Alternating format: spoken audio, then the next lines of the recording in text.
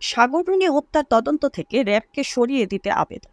সাংবাদিক দম্পতি সাগর সারোয়ার ও মেহরান রুনি হত্যা মামলার তদন্ত থেকে র্যাপিড অ্যাকশন ব্যাটালিয়ন র্যাবকে সরিয়ে দিতে আবেদন করেছে রাষ্ট্রপক্ষ। বিচারপতি ফারাহ মাহবুবের নেতৃত্বাধীন হাইকোর্ট বেঞ্চে আজ সোমবার 30 সেপ্টেম্বর এই আবেদন করা হয়। একই সঙ্গে স্বরাষ্ট্র মন্ত্রণালয়ের অধীন 3 সদস্যের একটি টাস্ক ফোর্সকে এই ঘটনার তদন্তে করতে বলা হয়েছে, যার শুনানি হওয়ার কথা আছে আজ।